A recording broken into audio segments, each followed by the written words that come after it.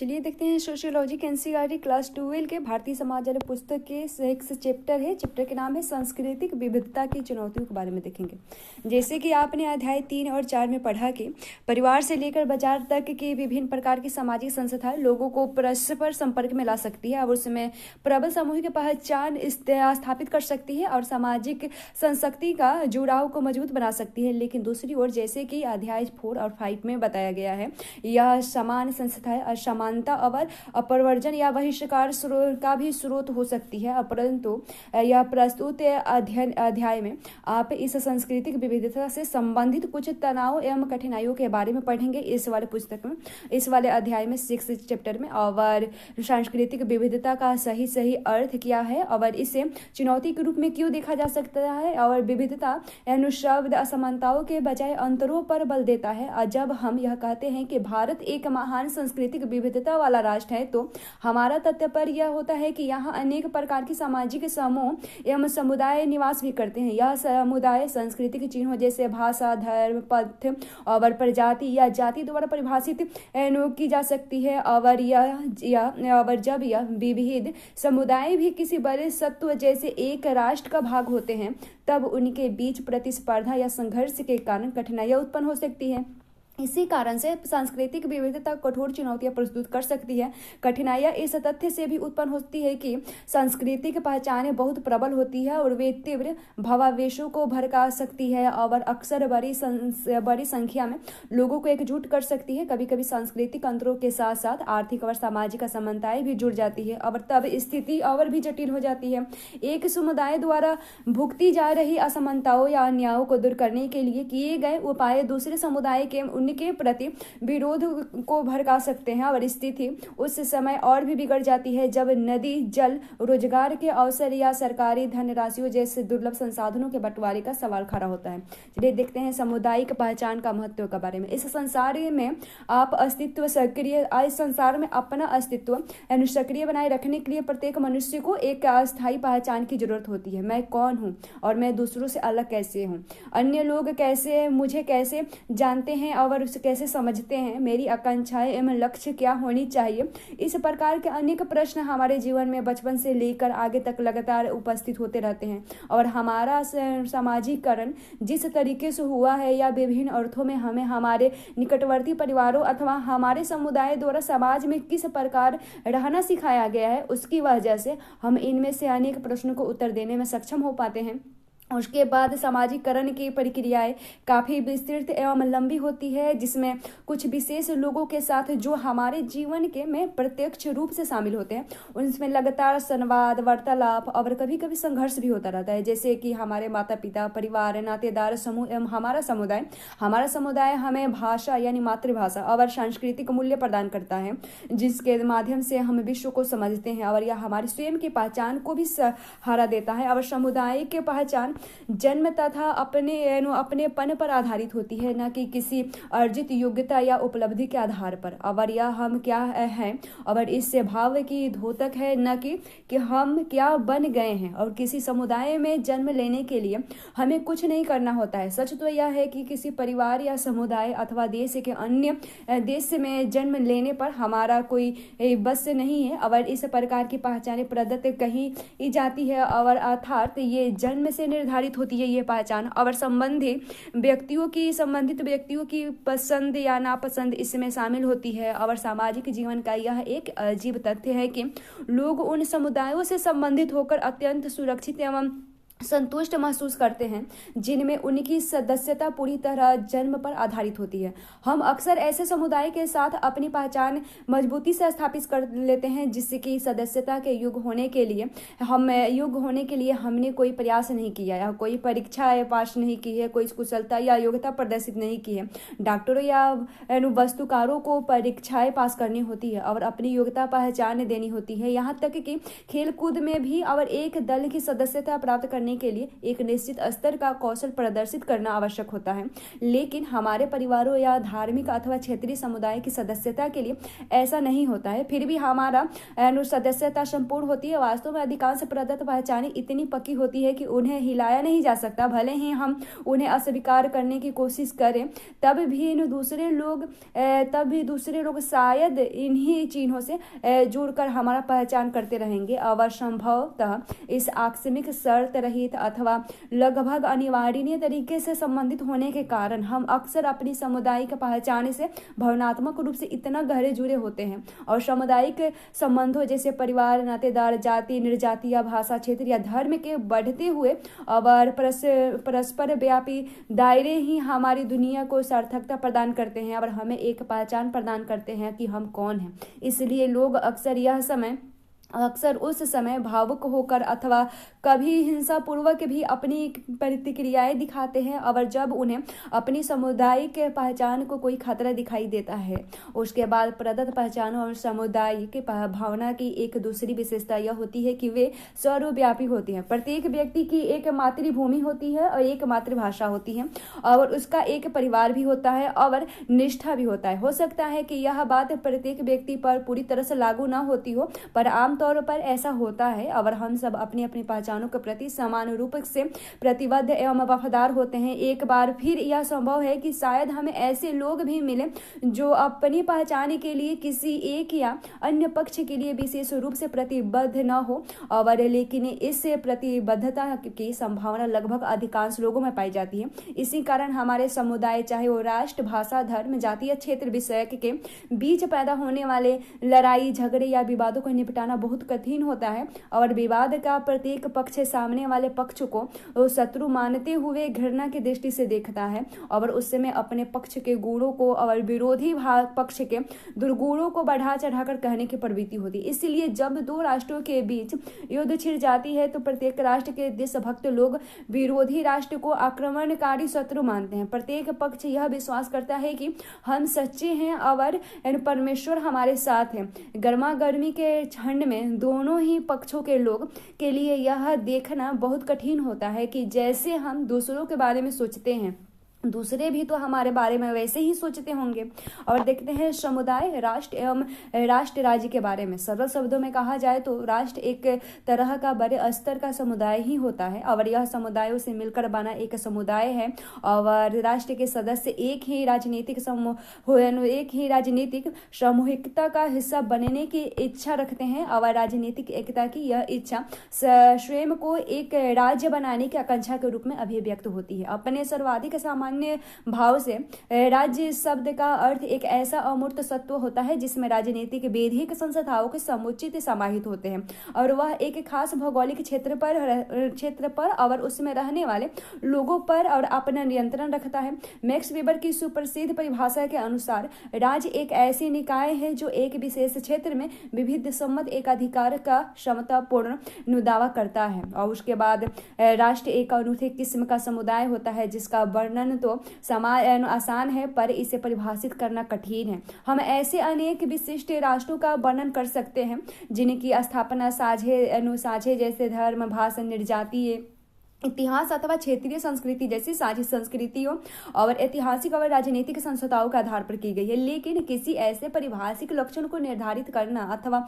उन विशेषताओं का पता लगाना कठिन है जो एक राष्ट्र में होनी ही चाहिए और प्रत्येक संभव कसौटी के लिए अनेक अपवाद और विरोधी उदाहरण पाए जाते हैं। उदाहरण के लिए ऐसे बहुत से राष्ट्र जिनकी अपनी एक साझा या सामान्य भाषा, धर्म, निर्जातीय आदि नहीं है। दूसरी ओर ऐसी अनेक भाषाएं, धर्म या निर्जातियां हैं जो कई राष्ट्रों में पाई जाती है, लेकिन इससे यह निष्कर्ष नहीं निकलता कि यह सभी मिलकर एक एकीकृत राष्ट्र का निर्माण करते हैं। उदाहरण के लिए सभी अंग्रेजी भाषी लोग या सभी बौद्ध धर्मावलंबियों और तब हम एक राष्ट्र और एक अन्य प्रकार के समुदाय जैसे एक निर्जातीय समुदाय जो सामान्य भाषा या संस्कृति के अलावा एक ही वंश परंपरा पर आधारित होती है और धार्मिक समुदाय अथवा क्षेत्रीय आधार पर परिभाषित समुदाय आदि के बीच कैसे पैदा कर सकते हैं। संकल्पना के दृष्टि से से तो कोई पक्का भेद दिखाई नहीं देता, पर अन्य प्रकार का कोई भी समुदाय किसी दिन एक राष्ट्र बन सकता है। विलोमतः किसी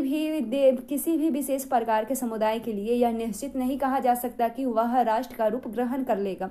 राष्ट्र का अंतर या भेद दर्शाने वाले सबसे नजदीकी कसौटी राज्य है, और पहले बताए गए अन्य प्रकार के समुदाय के विपरीत राष्ट्र जैसे समुदाय होते हैं जिनका अपना एक राज्य होता है। इसलिए ये दोनों राज्य राष्ट्र शब्द के रूप से योजक चिन्ह से जुड़े होते हैं। सामान्य रूप में यह कहा जा सकता है कि हाल के समय में राष्ट्र और राज्य के बीच एक यानी एक का संबंध है, और एक राष्ट्र एक राज्य एक अनुराज्य एक राष्ट्र, लेकिन यह एक नया विकास है। पहले यह बात सच नहीं थी कि एक अकेला राज्य केवल एक ही राष्ट्र का प्रतिनिधित्व कर सकता है, यानी एक ही राष्ट्र का द्योतक था, या प्रत्येक राष्ट्र का अपना एक राज्य होना चाहिए थी। और उदाहरण के लिए सोवियत संघ में अनेक अस्तित्व काल में यह स्पष्ट रूप से मान रखा था कि जिन लोगों पर उनका शासन था वे विभिन्न राष्ट्रों के थे, और उसने 100 से भी अधिक आंतरिक राष्ट्रीयता को मान्यता दे रखी थी।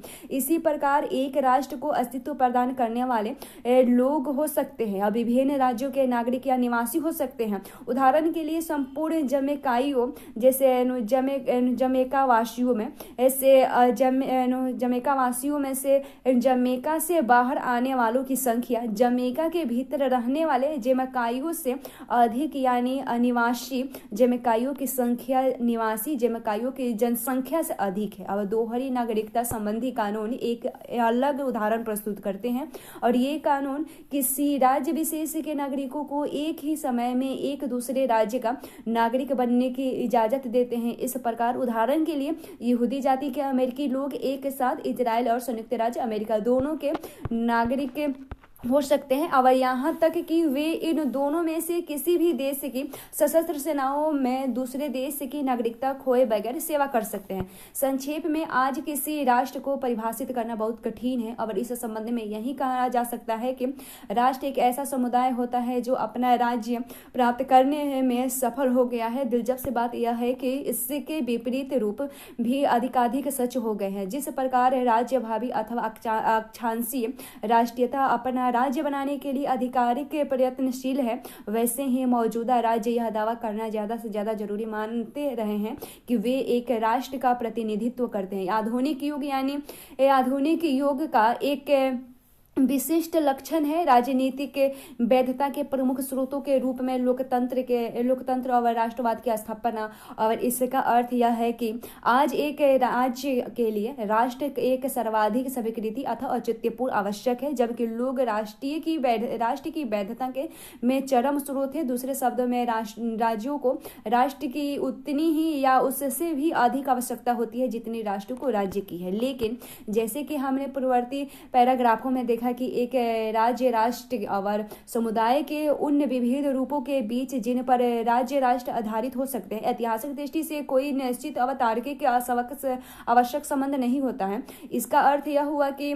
इस प्रश्न का कोई पूर्व निर्धारित उत्तर नहीं है। राज्य राष्ट्र के राज्य भाग को उन विभिन्न प्रकारों के समुदायों के साथ कैसे बर्ताव करना चाहिए राष्ट्र भाग को बनाते हैं। जैसे कि बॉक्स 6.2 में दिखाया गया है कि संयुक्त राष्ट्र विकास कार्यक्रम के प्राकृतिक एवं लोकतंत्र विषय पर 2014 की रिपोर्ट के आधारित पर अधिकांश राज्य आमतौर पर सांस्कृतिक विविधता के प्रति संकालु रहे हैं, और उन्होंने उन्हें कम करने या मिटाने की कोशिश की है। तथापि उनने के सफल उदाहरण हैं, और जिसमें भारत भी एक है, जो यह दर्शाते हैं कि विभिन्न प्रकार की सामुदायिक पहचानों को एक मानक प्रकार के समरूप किए बिना भी एक मजबूत राष्ट्र राज्य बनाना ही पूरी तरह संभव है।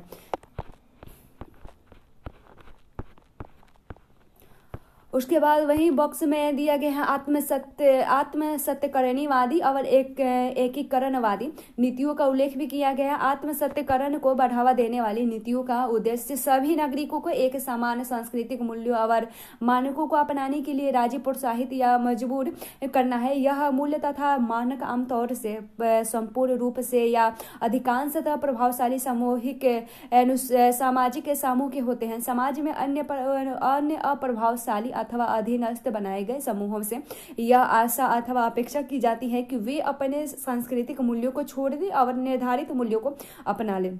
एकीकरण को बढ़ावा देने वाली नीतियाँ शैली की दृष्टि से तो अलग होती है, पर उनका सर्वोपरि उद्देश्य से भिन्न नहीं होती है। वे इस बात पर बल देती है कि सार्वजनिक संस्कृति को सामान्य राष्ट्रीय स्वरूप तक सीमित रखा जाए, जबकि सभी गैर राष्ट्रीय संस्कृतियों को निजी क्षेत्र के लिए छोड़ दिया जाए। इस मामले में भी प्रभावशाली समूहों को संस्कृति को राष्ट्रीय संस्कृति माने जाने का खतरा होता है, जिससे बॉक्स 6.1 में दिया है कि सामुदायिक पहचानों के डर से राज्यों का सांस्कृतिक विविधता को मिटाने की कोशिश में ऐतिहासिक तौर पर राज्यों ने राष्ट्र निर्माण की रणनीतियों के माध्यम से अपनी राजनीति वैधता को स्थापित करने और उससे और ज्यादा बढ़ाने के लिए प्रयत्न किए हैं। उन्होंने आत्मसत्यकरण और एकीकरण की नीति के जरिए अपने नागरिकों की देशभक्ति, निष्ठा और आज्ञाकारिता प्राप्त करने का प्रयास किए हैं। इन उद्देश्यों को प्राप्त करना खासतौर सांस्कृतिक विविधता के संदर्भ में आसान नहीं था, क्योंकि ऐसी परिस्थितियों में नागरिक अपने देश के साथ अपनत्व रखने के साथ साथ संभवतः अपने निर्जातीय, धार्मिक, भाषाई अथवा अन्य किसी प्रकार के समुदाय के साथ भी गहरा तादाद में रखते हैं। अधिकांश राज्यों को यह डर था कि इस अंतर को मान्यता प्रदान किए जाने से सामाजिक विखंडन की स्थिति उत्पन्न हो जाएगी और समरसतापूर्ण समाज के निर्माण में रुकावट आएगी। और संक्षेप में इस प्रकार की पहचान संबंधी राजनीति के राज्य की एकता के लिए खतरा समझी जाएगी। इसके अलावा इस प्रकार के अंतरों का समायोजन करना राजनीतिक दृष्टि से चुनौतीपूर्ण होती है। इसलिए अनेक राज्यों ने इन विविध पहचानों को राजनीतिक स्तर पर दबाव या नजरबंद किया है। आत्मसत्यकरण की नीतियां अनेक जिनके अंतर्गत अक्सर निर्जातीय, धार्मिक या भाषाई समूहों को पहचानने की एकदम दावा दिया जाता है, उसके बाद इसे दबा दिया जाता है। उसके बाद समूहों के बीच पाई जाने वाली सांस्कृतिक विभिन्नताओं को मिटाने की कोशिश की जाती है। एकीकरण की नीतियां केवल एक अकेली राष्ट्रीय पहचान बनाए रखना चाहती है, जिसके लिए वे सार्वजनिक तथा राजनीतिक कार्य क्षेत्र से निर्जातीय, राष्ट्रीय और सांस्कृतिक विभिन्नताओं को दूर करने का प्रयत्न करती है, लेकिन निजी क्षेत्रों में इन्हें बनाए रखने की इजाजत देती है। और ये दोनों प्रकार की नीतियों के समुच्चय एक अकेली राष्ट्रीय पहचान को अपनाते हैं।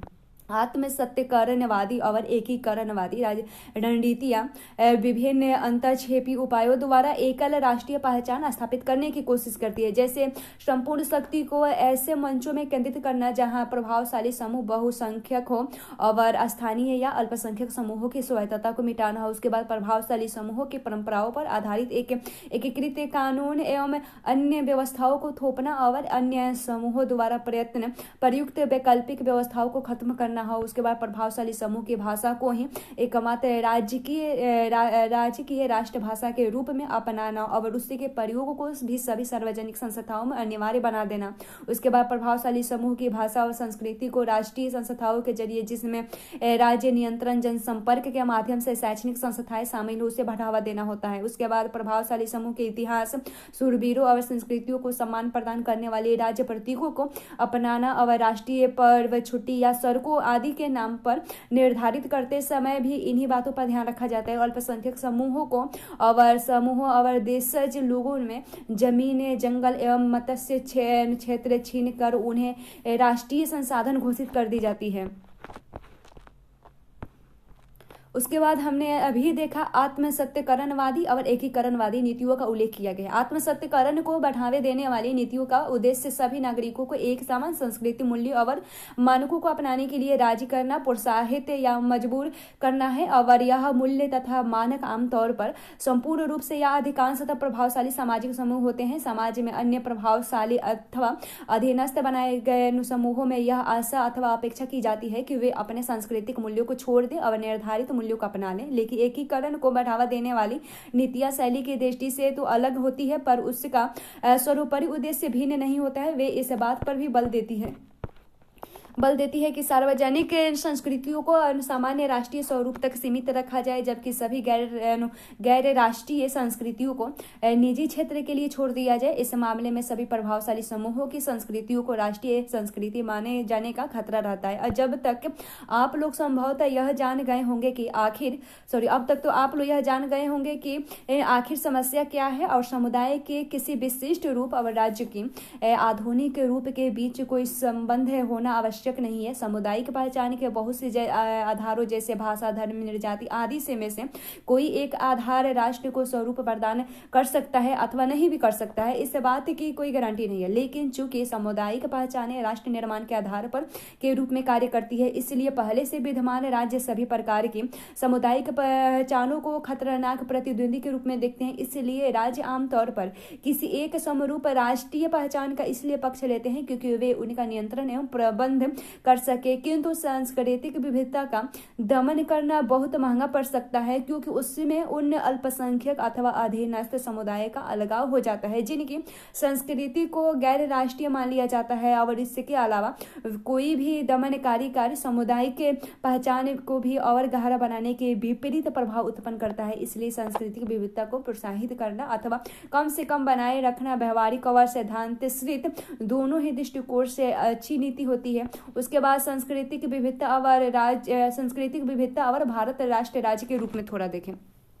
इसके पहले राष्ट्रीय एकता के साथ सांस्कृतिक विविधता और एक लोकतांत्रिक राज्य राष्ट्र का निर्माण में बॉक्स में देखें तब राष्ट्र राज्य का एक विकल्प है, और उसके बाद राष्ट्र राज्य जहां निर्जातीय, धार्मिक, भाषाई या देशज पहचानों पर आधारित विभिन्न राष्ट्र अकेली राज्य व्यवस्था के अंतर्गत शांति और सहयोगपूर्ण एक साथ रह सकते हैं। व्यक्तिगत अध्ययन और विश्लेषण यह दर्शाते हैं कि बहुसांस्कृतिक राज्य व्यवस्थाओं में अस्थायी सहनशील लोकतंत्र को स्थापना की जा सकती है और विविध समूहों के सांस्कृतिक अपरजन यानी बहिष्कार को खत्म करने और बहुविध तथा पूरक पहचानों का निर्माण करने के लिए स्पष्ट प्रयत्नों की आवश्यकता होती है। ऐसी प्रति संवेदन नीतियां विविधता में एकता का निर्माण करने लगती है और हम भाव जागृत करने के लिए हमें प्रोत्साहित देती है। उसके बाद नागरिक अपने देश तथा अपनी नए संस्कृति पहचानों के साथ तादात्म्य में स्थापित करने, साझी संस्थाओं में अपना विश्वास बनाए रखने और लोकतांत्रिक राजनीति में भाग लेने तथा उसे समर्थन देने के लिए संस्थाओं तथा राजनीति में अवसर प्राप्त कर सकते हैं। और ये सभी लोकतंत्र को मजबूत और गहरा बनाने तथा सहनशील राज्य राष्ट्रों का निर्माण करने में प्रमुख कारक है। भारत के संविधान में इस अभिधारणा को स्थान दिया गया है। यद्यपि भारतीय सांस्कृतिक दृष्टि से विविधतापूर्ण राष्ट्र है, पर लंबे समय से चल रहे लोकतंत्रों जिनमें भारत भी एक है, उसका तुलनात्मक सर्वेक्षण यह दर्शाते हैं कि अपनी विविधताओं के बावजूद यह एक अत्यंत सशक्त लोकतंत्र है। लेकिन आधुनिक भारत संपूर्ण देश पर एक अकेली हिंदू पहचान को थोपने के लिए उत्सुक समूहों के उत्थान के साथ बहुविधि एवं पूरक पहचानों को दिए गए संवैधानिक वचनों के प्रति गंभीर चुनौतियों का सामना कर रहा है। आज भारत में यह खतरे समावेशी के भाव को क्षति पहुंचाते हैं और अल्पसंख्यकों के अधिकारों का उल्लंघन करते हैं। हाल में ही जो सांप्रदायिक हिंसा की घटना हुई है उसने भविष्य में सामाजिक मेल मिलाप की भावनाओं के प्रति गहरी चिंताएं खड़ी कर दी है। देश के द्वारा पहले प्राप्त की गई उपलब्धियों को ठेस पहुंचाने का खतरा पैदा हो गया है और ये उपलब्धियां थोड़ी नहीं काफी अधिक हैं। और इतिहास इस बात का साक्षी है कि भारत के संवैधानिक स्वरूप में विभिन्न समूहों के दावों को मान्यता देते हुए प्रतिकूल प्रतिक्रियाएं दिखाई है। उसके बाद अनेक क्षेत्रीय, भाषाई और सांस्कृतिक विविधता के बावजूद राज्य व्यवस्था को संगठित बनाए रखना है, जैसे कि तदात्मीकरण यानी पहचान, विश्वास और समर्थन के सूचकों के विषय में भारत कार्य निष्पादन में पता चलता है। इसके जैसे इस चार्ट 1 में है कि इसके नगरीय देश के विविधतापूर्ण और अत्यंत स्तरबद्ध समाज में के बावजूद देश तथा लोकतंत्र के लिए गंभीरतापूर्ण प्रतिबंध है। और जब भारतीय लोकतंत्र कार्य निष्पादन की तुलना अन्य लंबे समय से स्थापित एवं संचालित और अधिक संपन्न लोकतंत्र से की जाती है तो भारत का कार्य निष्पादन विशेष रूप से प्रभाव उत्पादन नजर आते हैं। भारत के सामने चुनौती इसलिए है क्योंकि उसके लोकतांत्रिक तरीके से बहुलवाद, संस्थागत समायोजन और द्वंद्व समाधान की परिपाटियों में अपनी प्रतिबद्धता को उत्साहपूर्ण दोहराया है। एक बहुसंस्कृति लोकतंत्र के निर्माण के लिए राष्ट्र निर्माण के ऐतिहासिक प्रयासों की कमजोरियों को स्वीकार करना और बहुविधि तथा पूरक पहचानों के लोगों को मान्यता देना बहुत जरूरी है। पहचान विश्व और समर्थन के माध्यम से समाज के सभी समूहों में समाज के प्रति निष्ठा की भावना जागृत करने के प्रयत्न भी महत्वपूर्ण है। और राष्ट्रीय सशक्ति यह अपेक्षा नहीं करती कि अपने एक अकेली पहचान सब पर थोप दी जाए और विविधता की निंदा की जाए। राष्ट्र राज्यों के निर्माण की सफलता रणनीतियां इस विविधता को संरचना रीति में सांस्कृतिक मान्यताओं के प्रति संवेदी नीतियां बनाकर समायोजित कर सकती है और करती भी है। और वे राजनीतिक स्थिरता और सामाजिक समरसता यानी मेल मिलाप के दीर्घकालीन उद्देश्यों को सुनिश्चित करने में प्रभावोत्पादक समाधान भी है। उसके बाद देखते हैं सांस्कृतिक विविधता और भारत राष्ट्र राज्य के स्वरूप में। भारतीय राष्ट्र राज्य सामाजिक तथा सांस्कृतिक दृष्टि से विश्व के सर्वाधिक विविधतापूर्ण देश में से एक है और इसकी जनसंख्या 2011 की जनगणना के आंकड़ों के अनुसार 121.0 करोड़ है और जनसंख्या की दृष्टि से विश्व भर में इसका दूसरा स्थान है 2011 के हिसाब से और जल्द ही यह पहला स्थान प्राप्त करने वाला है। यहाँ के 1 अरब से ज्यादा लोग कुछ मिलाकर लगभग 1632 भिन्न भिन्न भाषाएं और बोलियां बोलते हैं और इन भाषाओं में से 22 भाषाओं को आधिकारिक रूप से 2011 के हिसाब से आधिकारिक रूप से मान्यता देकर उन्हें संविधान की 8वीं अनुसूची में स्थान भी दिया गया है और इस प्रकार उन्हें विविध प्रतिष्ठा की गारंटी दी गई है। जहाँ तक धर्म का सवाल है, यहाँ की 80% आबादी हिंदू की है जो स्वयं भी क्षेत्रीय रूप से तरह तरह के विश्वासों और व्यवहारों तथा जातियों और भाषाओं के दृष्टि से बटे हुए हैं। लगभग 13.4% आबादी मुसलमानों की है जिसकी बदौलत भारत विश्व में इंडोनेशिया के बाद दूसरा सबसे बड़ा मुसलमान देश है और अन्य प्रमुख धार्मिक समुदायों में ईसाई लगभग 2.3% है, सिख 1.7% है और बौद्ध 0.7% है और जैन लोग 0.4% है। और भारत की विशाल जनसंख्या के कारण ये छोटे छोटे प्रतिशत से मिलकर बनी जनसंख्याएं बना सकते हैं। उसके बाद सामुदायिक पहचानों के साथ राष्ट्र राज्य के संबंधों की दृष्टि से भारत की स्थिति न तो आत्मसत्यकरणवादी है और न ही एकीकरणवादी है, जिसके बारे में बॉक्स हमने 6.1 में पढ़ा था। और अपने आरंभ में ही स्वतंत्र भारतीय राज्य में आत्मसत्यकारवादी नीति को नहीं माना गया और तथापि ऐसे प्रारूप के लिए प्रभावशाली बहुसंख्यक हिंदू समुदाय के कुछ वर्गों की ओर इसकी मांग की जाती है। हालांकि राष्ट्रीय एकीकरण को राज्य की नीति में लगातार महत्वपूर्ण स्थान दिया जाता रहा है, लेकिन भारत कभी उस रूप में एकीकरणवादी नहीं रहा जैसे कि बॉक्स 6.1 में देखा। और संविधान में यह घोषणा की गई कि भारत एक धर्मनिरपेक्ष राज्य होगा, पर धर्म, भाषा और अन्य ऐसे कारकों को सार्वजनिक क्षेत्र में पूरी तरह निष्कासित नहीं किया जाएगा। और सच तो यह है कि राज्य द्वारा इन समुदायों को व्यक्त रूप से मान्यता दी गई है। और उसके बाद अंतर्राष्ट्रीय मानकों की दृष्टि से मापा जाए तो अल्पसंख्यक धर्मों को अत्यंत प्रबल संवैधानिक सुरक्षा प्रदान की गई है। आमतौर पर भारत में समस्या यह रही है कि जहां कानूनों या सिद्धांतों की हो तो कोई कमी नहीं रही, बल्कि उनके पालन या व्यवहार में थोड़ी कसर रह गई है। लेकिन कुछ मिलाकर भारत को राष्ट्र राज्य का एक अच्छा उदाहरण माना जा सकता है, यद्यपि यह राष्ट्र राज्यों के समक्ष उपस्थित होने वाली समस्याओं से पूर्ण रूप से मुक्त नहीं है। उसके बाद भारतीय संदर्भ में क्षेत्रवाद के बारे में देखें। भारत में क्षेत्रवाद भारत की भाषाओं, संस्कृति, जनजाति और धर्मों की विविधताओं के कारण पाया जाता है। इसे विशेष क्षेत्र में पहचान चिन्हों के भौगोलिक संकेंद्रण के कारण ही प्रोत्साहित मिलता है। और क्षेत्रीय वचन का भाव अग्नि में घी का काम करता है। और भारतीय संघवाद इस क्षेत्रीय भावुकताओं को समायोजित करने वाला एक साधन ही है, ये भट्टाचार्य ने 2005 में कहा था। और उसके बाद स्वतंत्रता प्राप्ति के बाद स्वतंत्रता प्राप्ति के बाद प्रारंभ में भारतीय राज्य में ब्रिटिश भारतीय व्यवस्था को ही अपनाए रखा, जिससे के अंतर्गत भारत बड़े बड़े प्रांतों में जिन्हें प्रेसिडेंसी भी कहा जाता था उसमें बटा हुआ था, जैसे मद्रास, बम्बई, कलकत्ता और 3 बड़ी प्रेसिडेंसियां थी। प्रसंगवश हाल ही में इन तीनों शहरों में के नाम जिनके नाम पर प्रेसिडेंसियों के नाम में बदल दिए गए हैं। और यह बड़े बड़े बहुजातीय और बहुभाषी प्रांतीय राज्य थे जो भारत संघ कहे जाने वाले अर्ध संघीय राज्य की बड़ी बड़ी राजनीतिक प्रशासनिक इकाइयों के रूप में काम करती थी। और इसके उदाहरण के लिए पुराना मुंबई राज्य, जो मुंबई प्रेसिडेंसी की दूसरा नाम था, मराठी, गुजरात, कन्नड़ और कोंकणी बोले जाने वाले लोगों का बहुभाषी राज्य था। और इसी प्रकार मद्रास राज्य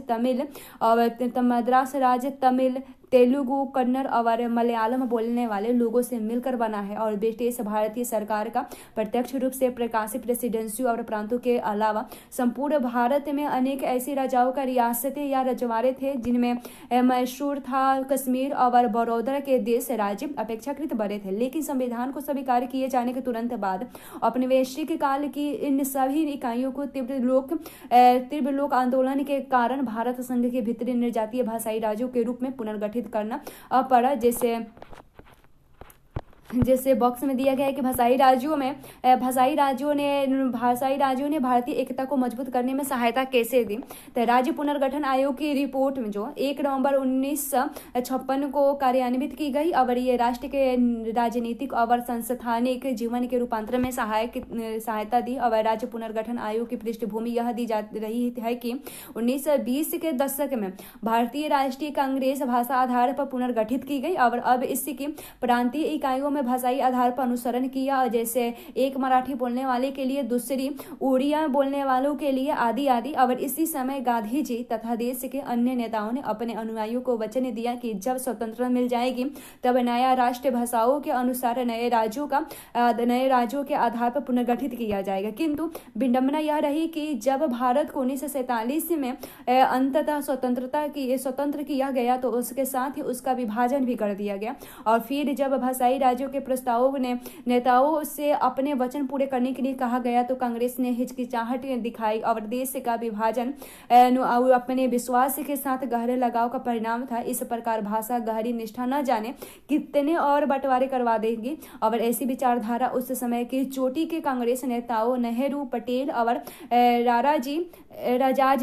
राजा जी आदि ने मन में ही रही। और उसके बाद दूसरी ओर सभी छोटे छोटे कांग्रेस नेता भाषाओं के आधार पर भारत का नया नक्शा तैयार करने में तुले हुए थे। मराठी और कन्नड़ भाषाएं बोलने वालों के इसके लिए प्रबल आंदोलन छेड़ दिए और यह लोग उस समय के अनेक राजनीतिक रियासतों में फैले हुए थे, जैसे तत्कालीन मुंबई और मद्रास की प्रेसिडेंसी और भूतपूर्व देशी राजाओं की रियासतें जैसे मैसूर और हैदराबाद। लेकिन सबसे अधिक उग्रतापूर्ण विरोधी बहुत बड़े तेलुगु भाषाई समुदाय की ओर किया गया, जिसकी जनसंख्या बहुत बड़ी थी। और दिसंबर 1952 में एक पूर्व गांधीवादी नेता पोटी श्रीरामुलु इस मुद्दे को लेकर अनशन पर बैठ गए और 7 सप्ताह बाद उसकी मृत्यु हो गई। और उसके बाद पोटी श्रीरामुलु के बलिदान ने हिंसात्मक विद्रोह को भड़का दिया। परिणाम स्वरूप आंध्र प्रदेश राज्य की स्थापना की गई।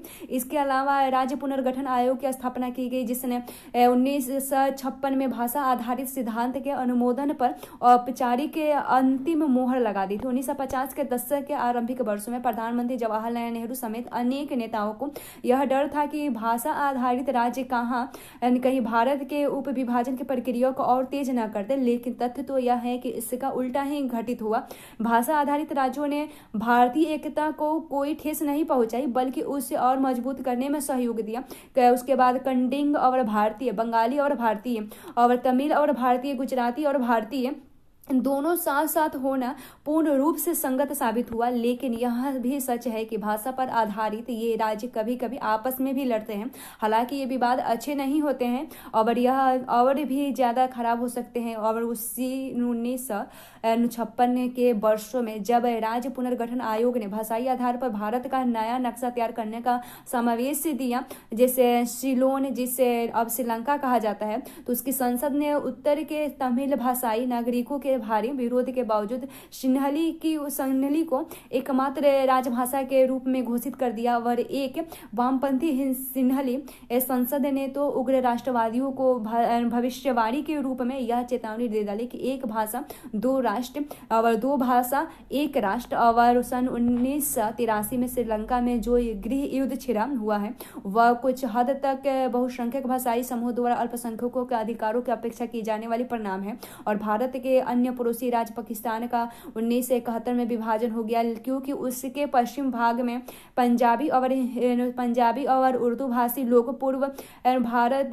पूर्वी भाग के बंगालियों की भावनाओं का आदर नहीं करना चाहते थे। और लेकिन भारत में भाषाई राज्यों के निर्माण के बदौलत ही भारत को ऐसी किसी दुर्भाग्यपूर्ण स्थिति का सामना नहीं करना पड़ा। और यदि भारतीय भाषाई समुदाय की भावनाओं की उपेक्षा की जाती है तो शायद हमारे यहाँ भी यही स्थिति उत्पन्न हो जाती है, एक भाषा 14 या 15 राष्ट्र। इस प्रकार जिसे हमने बॉक्स में अभी देखा, और इस प्रकार धर्म में नहीं बल्कि भाषा में क्षेत्रीय तथा राज्य जनजातीय पहचान के साथ मिलकर भारत में निर्जातीय राष्ट्रीय पहचान बनाने के लिए एक सशक्त साधन का काम किया है। किंतु इसका यह मतलब नहीं कि सभी भाषाई समुदायों को राज्यत्व प्राप्त हो। उदाहरण के लिए सन 2000 में 3 नए राज्यों अर्थात छत्तीसगढ़ और उसके बाद उत्तरांचल और झारखंड के निर्माण में भाषा ने कोई प्रमुख भूमिका अदा नहीं की थी, बल्कि जनजातीय पहचान, भाषा, क्षेत्रीय वचन और परिस्थितियों पर आधारित निर्जातीय से मिलकर तीव्र क्षेत्रीयता को आधार प्रदान किया था, जिसके परिणाम स्वरूप नए राज्य की स्थापना हुई। अब भारतीय राष्ट्र राज्य में इस समय 29 राज्य और यानी संघीय इकाई और 9 संघ राज्यों केंद्र के रूप में प्रकाशित हुए 2011 के हिसाब से। टिप्पणी में इस अध्याय में जहां राज्य शब्द का प्रयोग मोटे तौर पर में किया गया है, वहां यह भारतीय राष्ट्र राज्य के अंतर्गत आने वाली एक संघीय इकाई का द्योतक है, जहां सामान्य अक्षरों में इसे लिखा गया है, और वहां यह ऊपर वर्णित बृहद संकल्पना श्रेणी के तहत प्रयोग किया गया है। क्षेत्रीय भावनाओं को आदर देना मात्र ही राज्य निर्माण के लिए काफी नहीं है, बल्कि उनके लिए एक ऐसे संस्थागत ढांचा होना जरूरी है यह सुनिश्चित कर सके कि वह एक बड़े संघीय ढांचे के अंतर्गत एवं एक स्वायत्त इकाई के रूप में चल रहा है। और भारत में यह कार्य राज्यों तथा केंद्र की शक्तियों को परिभाषित करने वाले संवैधानिक उपबंधों द्वारा किया जाता है। और भारत के संविधान के शासन संबंधी विषयों का कार्यों की सूची होती है, जिनकी जिम्मेदारी खासतौर पर राज्य या केंद्र की होती है, और उसी के साथ ही अन्य क्षेत्रों की समवर्ती सूची में दी गई है, जहां दोनों को ही कार्य संचालन की अनुमति होती है, जिनके बारे में राज्य और केंद्र दोनों ही कार्य करते हैं। और राज्य विधानमंडल संसद के ऊपरी सदन राज्यसभा के गठन को निर्धारित करती है। इसके अलावा कुछ आवधिक समिति और आयोग है जो केंद्र राज्य संबंधों को निश्चित करती हैं। और इसका एक उदाहरण वित्त आयोग है, जिसे 10 साल में केंद्र और राज्यों के बीच राजस्व का बंटवारा करने के लिए स्थापित किया जाता है। प्रत्येक पंचवर्षीय योजना में भी राज्यों की विस्तृत योजनाएं शामिल होती है, जो हर राज्य के राज्य योजना आयोग द्वारा तैयार की जाती है।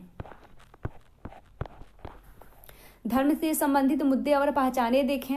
और सांस्कृतिक विविधता के सभी पक्षों में शायद धार्मिक समुदाय और धर्म आधारित पहचानों के मुद्दे सबसे अधिक विवादास्पद है। और इन मुद्दों को मोटे तौर पर 2 संबंधित समूहों धर्मनिरपेक्षता एवं सांप्रदायिकता और अल्पसंख्यक एवं बहुसंख्यक के अंतर्गत बांटा जा सकता है। धर्मनिरपेक्षता और सांप्रदायिकता के प्रश्न राज्य के धर्म और उन राजनीतिक समूहों के साथ संबंधों के बारे में होते हैं जो धर्म को अपनी प्राथमिकता पहचान मानते हैं। और अल्पसंख्यकों और बहुसंख्यकों के बारे में प्रश्न उन निर्णयों से संबंधित होते हैं जो कि राज्य विभिन्न धार्मिक, निर्जातीय या अन्य समुदायों के साथ हैं, और जो संख्या या शक्ति यानी सामाजिक, आर्थिक और राजनीतिक शक्ति सहित की दृष्टि से असमान है और इसका साथ कैसा बर्ताव करता है।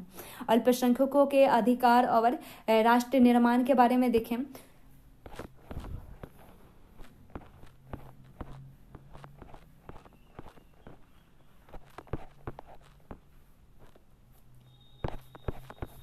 चलिए देखते हैं अल्पसंख्यकों के अधिकार और राष्ट्र निर्माण के बारे में। तो भारतीय राष्ट्रवाद में प्रभावशाली प्रवृत्ति समावेशनात्मक और लोकतंत्रात्मक दृष्टि राज्य लोकनात्मक दृष्टि द्वारा चिन्हित रहती है। और इस दृष्टि को समावेशनात्मक इसलिए कहा जाता है क्योंकि इसमें विविधता और बहुलता को मान्यता दी जाती है। और लोकतंत्रात्मक इसलिए क्योंकि यह भेदभाव और अपवर्जन को नकारती है और एक न्यायपूर्ण एवं सामयिक उचित समाज की स्थापना करती है। लोक शब्द को अपवर्जक दृष्टि से धर्म, निर्जातीय, प्रजाति या जाति द्वारा परिभाषित किसी विशेष समूह के प्रसंग से नहीं देखा गया है। और मानवतावादी विचारों ने भारतीय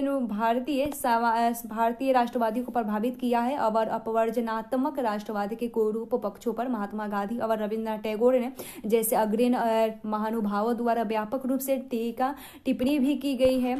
और उसके बाद जिसे बॉक्स में दिया गया है अपवर्जनात्मक राष्ट्रवाद की बुराइयों के बारे में। रविन्द्रनाथ टैगोर ने कहा कि जहां पाश्चात्य राष्ट्रवाद की भावना का बोलबाला हो तो सभी लोगों को बचपन से ही घृणा करना और महत्वाकांक्षाओं का पोषण करना तमाम तरीके से सिखाया जाता है।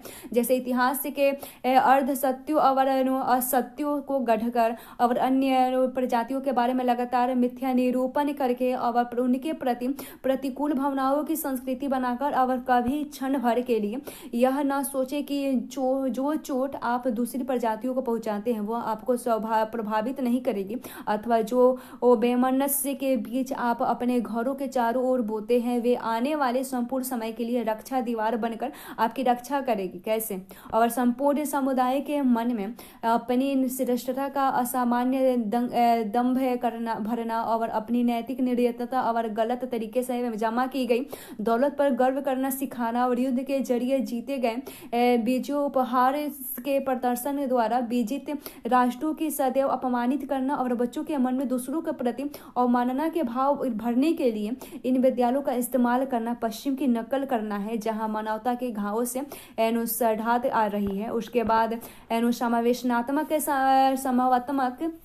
समावेशनात्मक राष्ट्रवाद को प्रभावी बनाने के लिए तथ्य संबंधी विचारधारा को संविधान में स्थान देना पड़ता है। और इसका कारण है, जैसे कि पहले की चर्चा करी जा चुकी है, कि प्रभावशाली समूह के यह मानकर चलने की अत्यंत प्रबल प्रवृत्ति होती है और उन्हीं की संस्कृति भाषा अथवा धर्म राष्ट्र राज्य की संस्कृति भाषा या धर्म के समान होती है, किंतु एक मजबूत और लोकतंत्रात्मक राष्ट्र के लिए सभी समूहों और विशेष रूप से अल्पसंख्यक समूहों के विचारों को सुनिश्चित करने वाली संवैधानिक प्रावधानों को आवश्यक होती है। और अल्पसंख्यकों की परिभाषा के बारे में एक संक्षिप्त चर्चा हमें एक सबल संयुक्त और लोकतंत्रात्मक राष्ट्र के लिए अल्पसंख्यकों के अधिकारों की रक्षा के लिए महत्व को समझने में सक्षम बनाती है।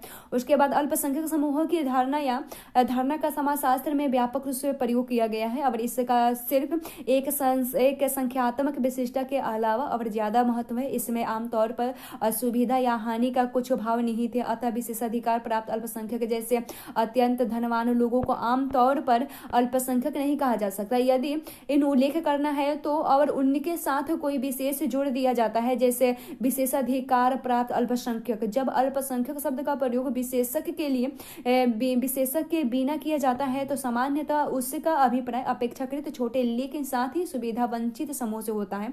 अल्पसंख्यक शब्द का समाजशास्त्रीय भाव का यह भी है कि अल्पसंख्यक वर्ग के सदस्य एक सामूहिकता का निर्माण करते हैं, यानी उसमें अपने समूह के प्रति एकात्मक एकजुटता और उससे संबंधित होने का प्रबल भाव होता है। यह भाव हानि अथवा असुविधा से जुड़ा हुआ है, क्योंकि पूर्वाग्रह और भेदभाव का शिकार होने का अनुभव आमतौर पर अपने ही समूह के प्रति निष्ठा और दिलचस्पी की भावनाओं को बढ़ावा देता है।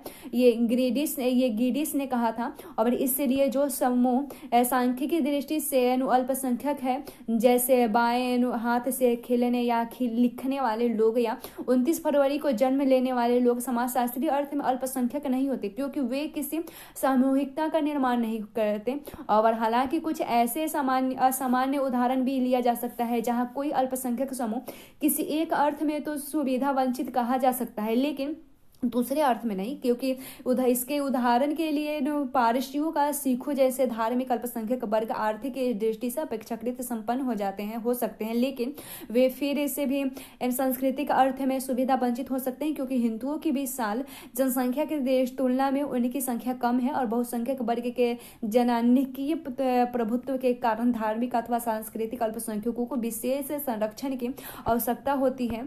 और जैसे कांग्रेस के अनेक विचार विमर्श पूर्व सत्रों से अल्पसंख्यकों और सांस्कृतिक अधिकारों पर अनेक चर्चाएं हुई है और अंतोगत्वा भारतीय संविधान में उन्हें अभिव्यक्ति मिली। और भारतीय संविधान के निर्माता यह जानते थे कि एक सुदृढ़ एवं संयुक्त राष्ट्र का निर्माण तभी संभव होगा जब जनता के सभी वर्गों के अपने धर्म का पालन करने और अपनी संस्कृति तथा भाषा के विकास करने की स्वतंत्रता होगी।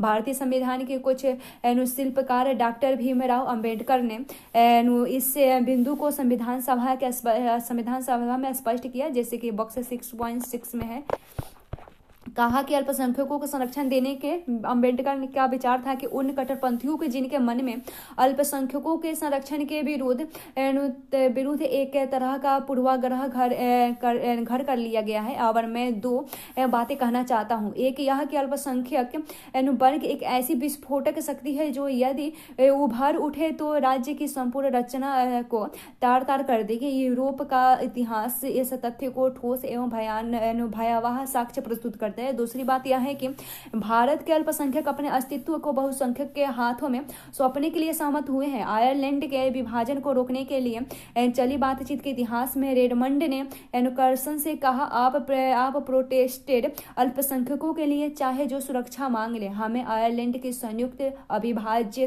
अविभाजित रखना है। और कर्सन का उत्तर था, लानत है तुम्हारी सुरक्षा पर, और हम तुम्हारे द्वारा शासित होना ही नहीं चाहते। और भारत के अल्पसंख्यकों के किसी भी वर्ग ने यह रुख नहीं अपनाया है। जैसे धार्मिक अल्पसंख्यकों के तुलनात्मक आकार और वितरण जैसे है, जैसे कि सर्वविदित है भारत में हिंदुओं का बहुमत अत्यधिक है। और 2011 की जनगणना के अनुसार उसकी आबादी लगभग 96.6 करोड़ है, और जो देश के संपूर्ण जनसंख्या का 80% है। हिंदुओं की जनसंख्या सभी अन्य अल्पसंख्यक धर्मावलंबियों की सम्मिलित जनसंख्या के लिए लगभग 4 गुना बड़ी है। और सबसे बड़ी अल्पसंख्यक समूह यानी मुसलमानों को लगभग 6 गुना बड़ी है। और लेकिन यह तथ्य भ्रामक ही भी सिद्ध हो सकता है, क्योंकि हिंदू लोग एक समजातीय समूह नहीं है, बल्कि वे अनेक जातियों में बटे हुए हैं। वैसे अन्य सभी समूह धर्मों में भी भिन्न भिन्न सीमा तक जाति होती है। और अब तक मुसलमान समुदाय भी समाज भारत में सबसे बड़ा धार्मिक अल्पसंख्यक वर्ग है। सन 2011 के उनकी संख्या 13.8 करोड़ यानी संपूर्ण जनसंख्या का 14.2% थी। वे देश में सर्वत्र फैले हुए हैं और जम्मू और कश्मीर में मुख्यतः बहुसंख्यक हैं। और पश्चिम बंगाल, उत्तर प्रदेश, केरल, आंध्र प्रदेश, कर्नाटक और राजस्थान के उनके काफी बड़े अंतर निवास है। और उसके बाद ईसाइयों की जनसंख्या 2.78 करोड़ यानी संपूर्ण जनसंख्या का 2.3% है और वे सर्वत्र फैले हुए हैं। उसके बाद अलबत्ता पूर्वोत्तर की दक्षिणी राज्यों में अनेक अंतर निवासी काफी बड़े हैं। 3 ईसाई बाहुल राज्य पूर्वोत्तर राज्यों के क्षेत्र में नागालैंड, मिजोरम और मेघालय, गोवा और केरल में भी काफी बड़ी संख्या में ईसाई लोग पाए जाते हैं। और उसके बाद सिख धर्मावलंबियों की जनसंख्या 1.7% यानी 2.1 करोड़ है। वैसे में तो देश के सभी भागों में फैले हुए हैं। उनका भी शेष जमाव पंजाब में है जहां वे बहुसंख्यक हैं। और उसके बाद इसके अलावा और भी अन्य छोटे छोटे धार्मिक समूह है, बौद्ध है, जैन है और अन्य धर्म के संप्रदायिक भी हैं। बौद्ध का सर्वाधिक अनुपात सिक्किम और अरुणाचल प्रदेश में है, जबकि बड़े राज्यों में से महाराष्ट्र में बौद्धों का अनुपात सर्वाधिक 6% है और जैनों का सर्वाधिक अनुपात महाराष्ट्र में 1.3% है और दिल्ली और गुजरात में 1% में पाया जाता है। भीमराव अंबेडकर बौद्ध धर्म के पुनः प्रवर्तक, विधेयता और विद्वान, एक राजनीतिक नेता। भीमराव अंबेडकर भारतीय संविधान के प्रमुख शिल्पकार है और इनका जन्म एक गरीब अस्पृश्य समुदाय में हुआ था। उन्होंने अपना जीवन अस्पृश्यता और जाति व्यवस्था के विरुद्ध संघर्ष करने में लगा दी थी। उसके बाद ब्रिटिश उपनिवेशवाद के विरुद्ध संघर्ष के लंबे वर्षों में भारतीय राष्ट्रवादियों ने भारत की विविधता को मान्यता और आदर देने की अनिवार्य आवश्यकता को समझा। उसके बाद वास्तव में विविधता में अनेकता का मुहावरा भारतीय समाज के बहुल एवं विविध स्वरूप को समझने का एक सूत्र बन गया है। और भारतीय राष्ट्रीय कांग्रेस के अनेक विचार विमर्श पूर्ण सत्रों में अल्पसंख्यक और सांस्कृतिक अधिकारों पर अनेक चर्चाएं हुई और अंतर्गतवा भारतीय संविधान में उन्हें अभिव्यक्ति मिली है। और उसके बाद भारतीय संविधान के निर्माता यह जानते थे कि एक सुदृढ़ एवं संयुक्त राष्ट्र का निर्माण तभी संभव होगा जब जनता के सभी वर्गों को अपने धर्म का पालन करने और अपनी संस्कृति तथा भाषा का विकास करने की स्वतंत्रता होगी। और भारतीय संविधान के मुख्य शिल्पकार डॉक्टर भीमराव अंबेडकर ने इस बिंदु को भी संविधान सभा में स्पष्ट किया था, जैसे बॉक्स में हमने देखा था। उसके बाद एक और बॉक्स है जैसे अल्पसंख्यक एवं सांस्कृतिक विविधता पर भारतीय संविधान के अनुच्छेद 29 देखे तब इसमें जो प्रावधान किया गया है, भारत के राज्य क्षेत्र या उसके किसी भाग के निवासी नागरिकों के किसी अनुभाग को जिनकी अपने विशेष भाषा, लिपि या संस्कृति है उसे बनाए रखने का अधिकार होगा। और उसके बाद राज्य द्वारा पोषित या राज्य निधि से सहायता पाने वाले किसी शिक्षा संस्था में प्रवेश से किसी भी नागरिक को केवल राज्य मूल्य वंश जाति भाषा या इनमें से किसी आधार पर वंचित नहीं किया जा सकता। उसके बाद अनुच्छेद जो 30 में है, इसमें जो प्रावधान है कि धर्म या भाषा पर आधारित सभी अल्पसंख्यक वर्गों को अपनी रुचि की शिक्षा संस्थाओं की स्थापना और प्रशंसा और प्रशासन का अधिकार होगा। और शिक्षा संस्थाओं को सहायता देने में राज्य किसी शिक्षा संस्था के विरुद्ध इस आधार पर विभेद नहीं करेगा कि वह धर्म या भाषा पर आधारित किसी अल्पसंख्यक वर्ग के प्रबंधन में है। उसके बाद पिछले 3 दशकों में हमने देखा कि किसी देश में विभिन्न समूहों के लोगों के अधिकारों को मान्यता न दिए जाने से राष्ट्रीय एकता के लिए कितने गंभीर परिणाम हो सकते हैं। बांग्लादेश के निर्माण ने अनेक मुद्दों में एक प्रमुख मुद्दा पाकिस्तानी राज्य की बांग्लादेश के लोगों को सांस्कृतिक तथा भाषाई अधिकारों को मान्यता देने की अनिच्छा थी। और श्रीलंका में निर्जातीय संघर्ष के कारण भूत अनेक विवादास्पद मुद्दे में एक था और सिंहली भाषा को एक राष्ट्रीय भाषा के रूप में थोपा जाना। और इसलिए इस प्रकार भारत में भी किसी भाषा या धर्म के किसी भी समूह पर जोर जबरदस्ती से थोपा जाना राष्ट्रीय एकता को कमजोर करता है, जो विभिन्नताओं को मान्यता पर आधारित है। भारतीय राष्ट्रवाद इसे मान्यता देता है और भारतीय संविधान इसकी पुष्टि भी करते हैं। और हाल ही में बांग्लादेश में भी तख्ता पलट भी हुआ है। अंत में इस तथ्य को दृष्टिगत रखना अनुपयोग है कि अल्पसंख्यक अकेले भारत में ही नहीं बल्कि सर्वत्र में पाए जाते हैं। अधिकांश राज्य राष्ट्रों में एक प्रभावशाली सामाजिक समूह होते हैं, चाहे वह सांस्कृतिक, निर्जातीय, प्रजातीय अथवा धार्मिक हो। विश्व में कहीं भी ऐसा कोई राष्ट्र राज्य नहीं है जो अन्य रूप में एक समरूप सांस्कृतिक समूह से बना हो।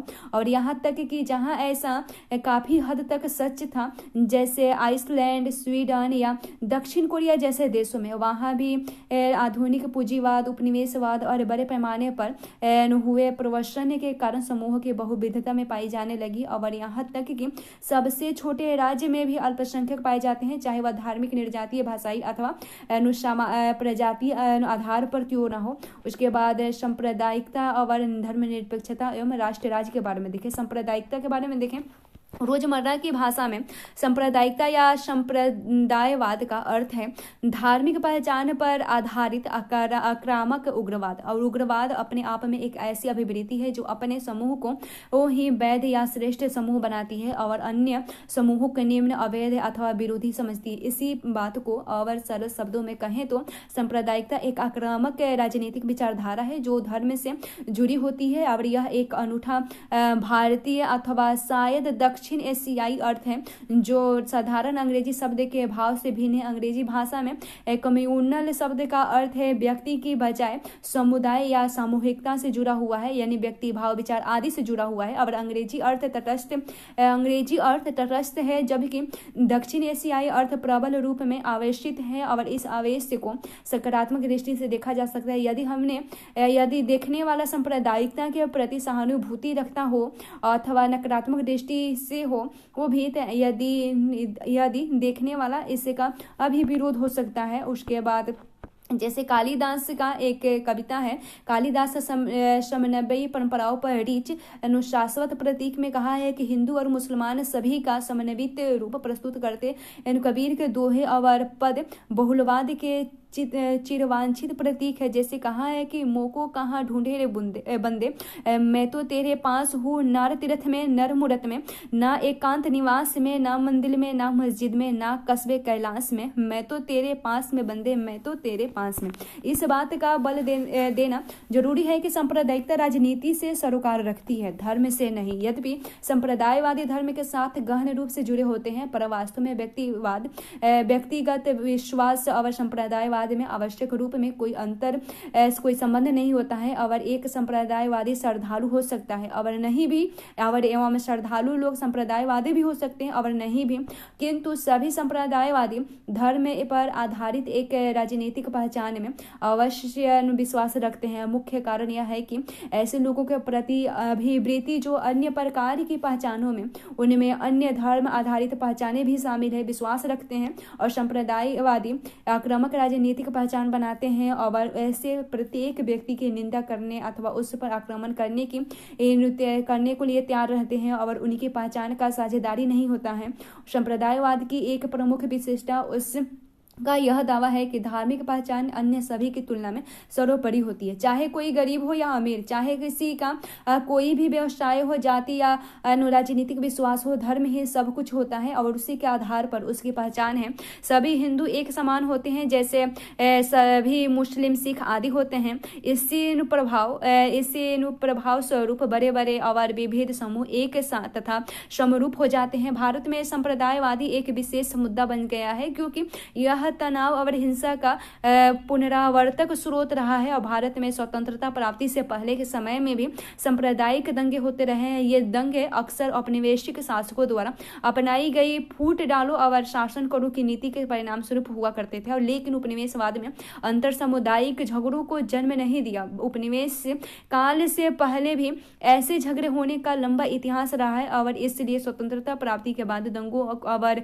मारकाट के लिए निश्चित रूप से उसे दोषी ठहराया जा सकता है। दरअसल यदि हम धार्मिक, सांस्कृतिक, क्षेत्रीय अथवा निर्जातीय संघर्षों के उदाहरण खोजना चाहें तो हमारे इतिहास के लगभग प्रत्येक काल में मिल जाएंगे। लेकिन हमें यह नहीं भूलना चाहिए कि हमारे यहाँ धार्मिक बहुलता का भी एक लंबी परंपरा रही है जिसमें शांतिपूर्ण सह अस्तित्व से लेकर वास्तविक अंतरा मिश्रण या समन्वयवादी शामिल है। और यह समन्वयी विरासत भक्ति और सूफी आंदोलन के भक्ति गीतों और काव्यों के स्पष्ट दृष्टिगोचर होती है। और संक्षेप में इतिहास से हमारे समक्ष अच्छे और बुरे दोनों तरह के उदाहरण प्रस्तुत करता है। इससे हम क्या सीखना चाहते हैं और क्या नहीं सीखना चाहते ये हमारे ऊपर निर्भर करता है। धर्मनिरपेक्षतावाद के बारे में देखें। धर्मनिरपेक्षता या निरपेक्षतावाद सामाजिक और राजनीतिक सिद्धांत में प्रस्तुत सर्वाधिक जटिल शब्दों से एक है। पाश्चात्य संदर्भ में इस शब्द का मुख्य भाव चर्च या राज्य की पृथकता पर द्योतक है। धार्मिक और राजनीतिक सत्ता के पृथक्करण में पश्चिम के सामाजिक इतिहास में एक बार मोड़ ला दिया था और यह पृथक्करण धर्मनिरपेक्षीकरण या जनजीवन से धर्म के उत्तरोत्तर पीछे हट जाने की प्रक्रिया से संबंधित था, क्योंकि अब धर्म को एक अनिवार्य दायित्व की बजाय स्वैच्छिक व्यक्तिगत व्यवहार के रूप में बदल दिया गया है।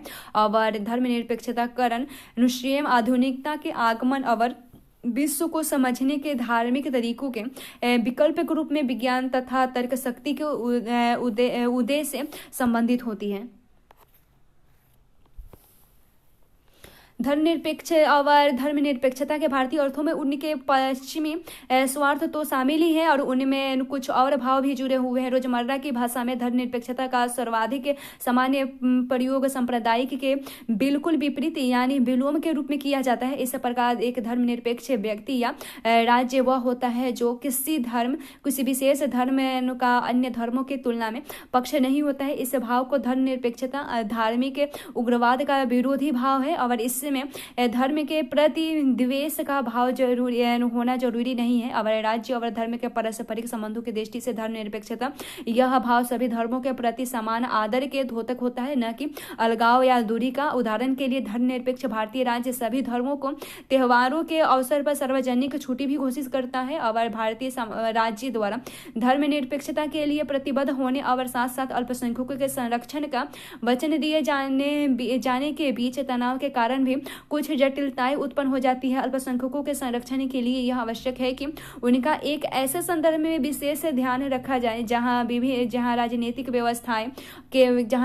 व्यवस्था के सामान्य काम काज में उन्हें बहुसंख्यक समुदाय की तुलना में हानि पहुंचती हो। लेकिन ऐसा संरक्षण दिए जाने से तुरंत ही अल्पसंख्यकों के पक्षपात या तुष्टीकरण का आरोप लगता है। विरोधी का यह तर्क देता है कि इस प्रकार की धर्मनिरपेक्षता अल्पसंख्यकों के मत प्राप्त करने या उससे अन्य प्रकार का समर्थन लेने के लिए उन्हें अपने पक्ष में लाने का एक बहाना मात्र है। समर्थक यह दलील देते हैं कि ऐसे विशेष संरक्षण के बिना तो धर्मनिरपेक्षतावाद अल्पसंख्यकों को बहुसंख्यक समुदाय के मूल्यों एवं प्रतिमानों को थोपने का एक बहाना बन जाता है।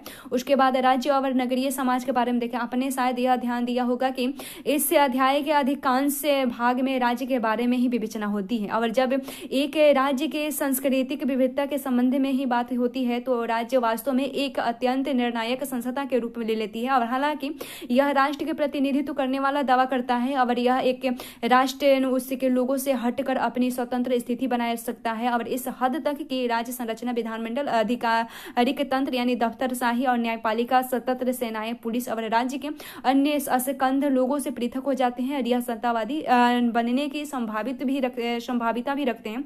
एक सत्तावादी राज्य लोकतंत्रात्मक राज्य का विपरीत होता है। एक सत्तावादी राज्य में लोगों की आवाज सुनी जाती है, जिनके पास शक्ति होती है वे किसी के प्रति उत्तरदायी नहीं होते हैं। सत्तावादी राज्य अक्सर भाषण की स्वतंत्रता, प्रेस की स्वतंत्रता, राजनीतिक क्रियाकलाप की स्वतंत्रता, सत्ता के दुरुपयोग के संरक्षण का अधिकार, विधि या कानून की अपेक्षित प्रक्रियाओं के अधिकार जैसे अनेक प्रकार की नागरिक स्वतंत्रताओं को अक्सर सीमित या समाप्त कर देते हैं। और सत्तावादी के अलावा इस बात की संभावना भी रहती है कि राज्य की संस्थाएं भ्रष्टाचार, अकुशलता अथवा संसाधनों की कमी के कारण लोगों को जरूरतों के बारे में सुनवाई करने के लिए अक्षम अथवा अनुचित हो जाए। और संक्षेप में ऐसे अनेक कारण हैं जिनके वजह से राज्य वैसा नहीं होगा जैसे उसे होना चाहिए और इस संदर्भ में गैर राजकीय कर्ता अथवा संस्थाएं महत्वपूर्ण हो जाते हैं क्योंकि वे राज्य पर नजर रखते हैं और उसके न्यायपूर्ण कार्यों पर विरोध भी करते हैं और अथवा उसके प्रयत्नों के में सहयोग भी कर सकते हैं।